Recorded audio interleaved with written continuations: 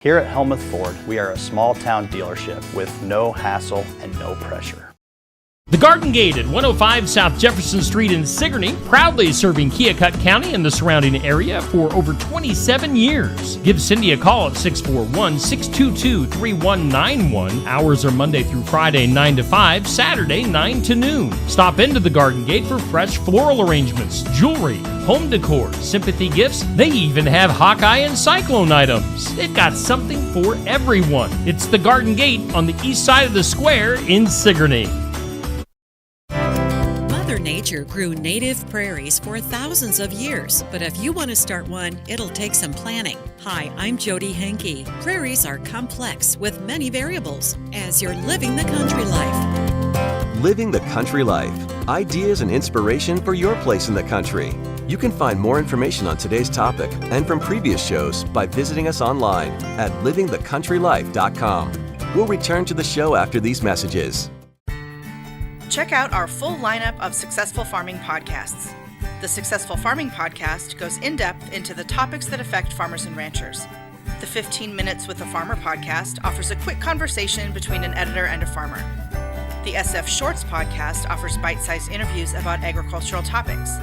And the SF Daily podcast covers commodity markets, weather, and the big things happening in agriculture each morning.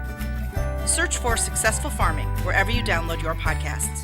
Your trusted online auction partner, Big Iron and Sullivan Auctioneers, proudly celebrate 40 and 45 years of service. From day one, we've been committed to excellence, connecting buyers and sellers in agriculture, construction, transportation, livestock, real estate, and collector car markets. We provide a seamless online experience driven by innovation, integrity, and customer care. Ready to buy or sell? Visit BigIron.com and join the celebration of trusted online auctions built on family values.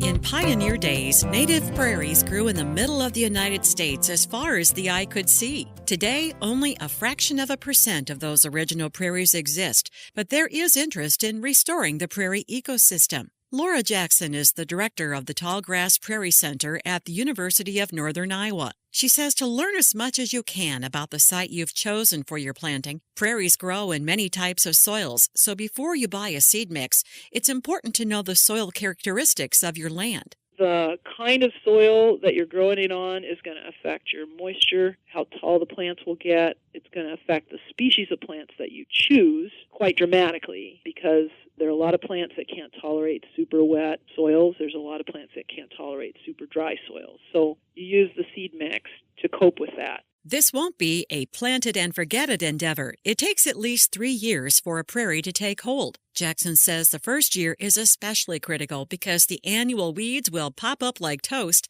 and the prairie plants will be short. Plan on spending some time on the mower to keep the weeds under control and so light can penetrate to the prairie seedlings. That first year, it's super important to keep it mowed back. You say, well, what if I mow off my prairie plants? You won't. They're too short. You can mow at 6 to 8 inches, and they're going to be below that. They're going to be around 4 inches tall or less. Keep them mowed, mow. Learn to identify your prairie seedlings so you can see that you're having success. Long-term management includes mowing or burning every few years to stimulate growth and to stay ahead of invasive perennial weeds. Learn more about planting a prairie at livingthecountrylife.com. I'll see you in the country.